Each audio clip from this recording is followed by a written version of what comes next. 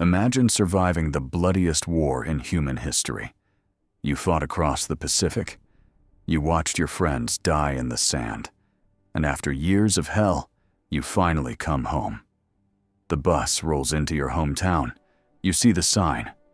"Welcome to Athens, the friendly city." You smile. You are finally safe. And then the doors open, and armed men storm onto the bus. They grab your friends. They steal the cash from their pockets. They throw them in handcuffs. This is the town you fought to protect, and it has become a living hell. This is the true story of the day American war veterans declared war on their own government, and won. It is the summer of 1946. The soldiers of McMinn County, Tennessee, are finally coming home. But the town they left is gone. 10 years earlier, a wealthy man named Paul Cantrell had himself elected sheriff. He promised to get rid of a corrupt law that paid deputies a fee for every single arrest. But the moment he took power, he did the opposite. He turned that law into a machine. His deputies arrested everyone they could, guilty or innocent. Every arrest meant more money. In a single weekend, they would log over 100 arrests. Over 10 years, they collected $300,000. That is $5 million today. All of it straight into Cantrell's pockets.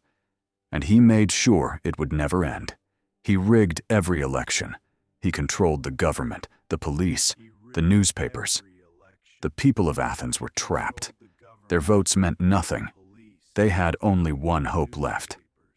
That one day, when their sons came home from the war, things would finally change. Now, those sons were home, and they were getting their first taste of just how rotten their town had become. Each veteran had been given money for their service, and that money made them perfect targets, arrested in bars, arrested on the street, beaten and robbed for simply existing. But these were not scared boys anymore. These were men who had survived Guadalcanal, men who had survived Tarawa, men who had stared death in the face and lived. And they were done being pushed around. They began meeting in secret.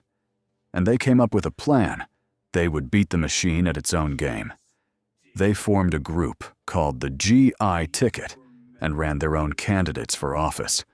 They drove around with loudspeakers. They knocked on every door. And they made the people one simple promise. This time, your vote will be counted as cast. For the first time in a decade, the town felt something it had forgotten. Hope. The people came out in droves, but word reached Cantrell, and he was not about to give up the empire he had built. The threats began. Phone calls in the middle of the night, veterans beaten in the streets while hanging up campaign posters. One veteran named Bill White saw where this was heading. He stood up at a meeting and warned the others. "Do you really think they will let you win this election? These men have stolen every election for years with an army of armed thugs. If you do not fight fire with fire, you will never win." But the others disagreed.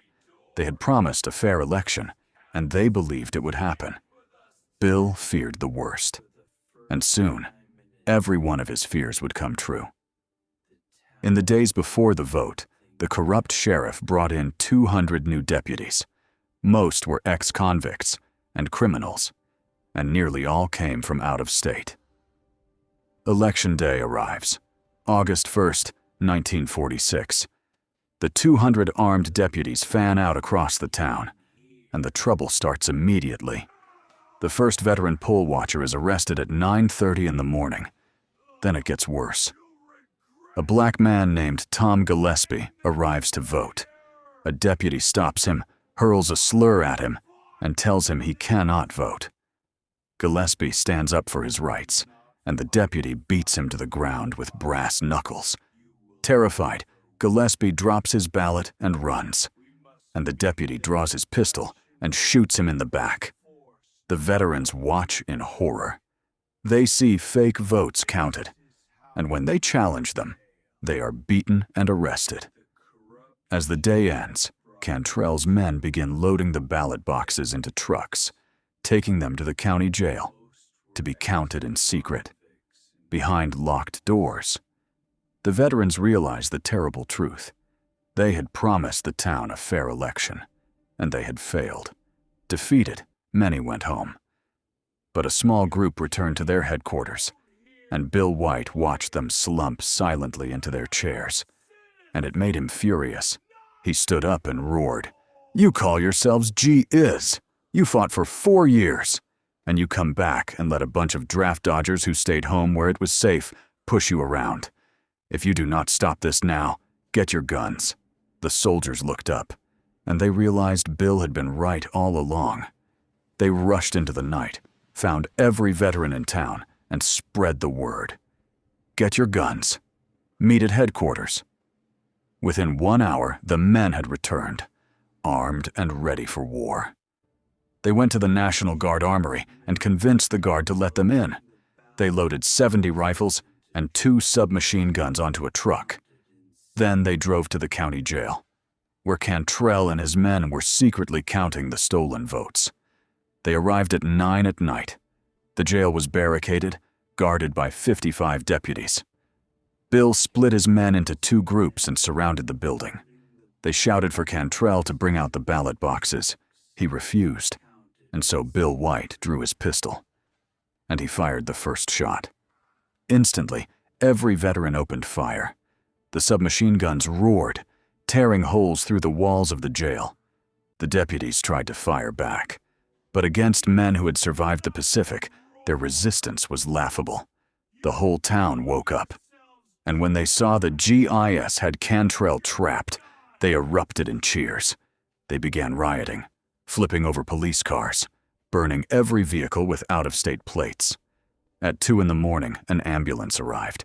The veterans held their fire, thinking it was for the wounded. They watched 2 shadowy figures jump into the back before it sped away. Only later did they learn the truth. Those 2 men were Cantrell and the sheriff, escaping like cowards. With them gone, the veterans got creative. They taped sticks of dynamite together and hurled them at the jail like grenades.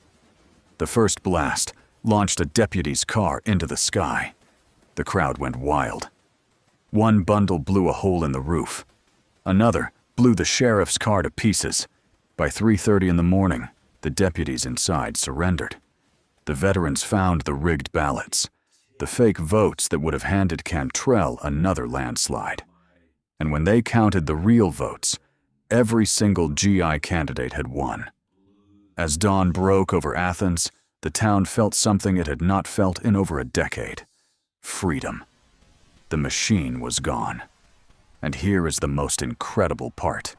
Despite stealing weapons from a federal armory, despite blowing holes in the county jail, not a single veteran was ever charged with a crime.